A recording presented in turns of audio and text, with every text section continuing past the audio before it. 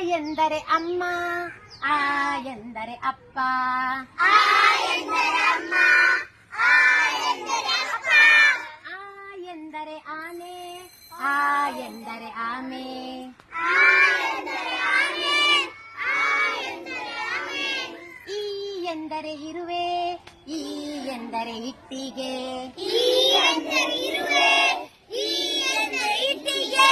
ಈ ಎಂದರೆ ಈಶ್ವರ, ಈ ಎಂದರೆ ಈಟಿ, ಈ ಎಂದರೆ ಈಶ್ವರ, ಈ ಎಂದರೆ ಈಟಿ.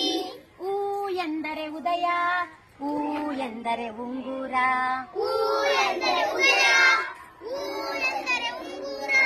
ಊ ಎಂದರೆ ಊಟ, ಊ ಎಂದರೆ ಊದು, ಊ ಎಂದರೆ ಊಟ, ಊ ಎಂದರೆ ಊದು. ಋ ಎಂದರೆ ಋಷಿ, ಋ ಎಂದರೆ ಋಗ್ವೇದ, ಋ ಎಂದರೆ ಋಷಿ, ಋ ಎಂದರೆ ಋಗ್ವೇದ.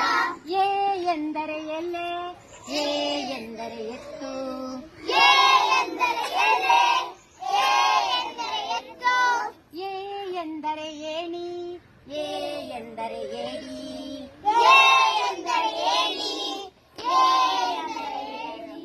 ಐ ಎಂದರೆ ಐದು, ಐ ಎಂದರೆ ಐದಳ, ಐ ಎಂದರೆ ಐದು, ಐ ಎಂದರೆ ಐದಳ.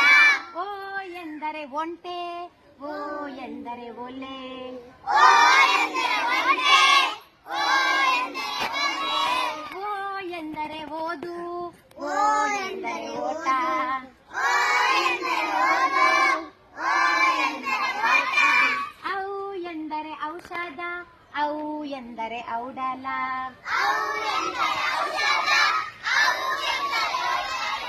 ಅಂ ಎಂದರೆ ಅಂಗಿ, ಅಂ ಎಂದರೆ ಅಂಗಡಿ, ಅಂ ಎಂದರೆ ಅಂಗಿ, ಅಂ ಎಂದರೆ ಅಂಗಡಿ.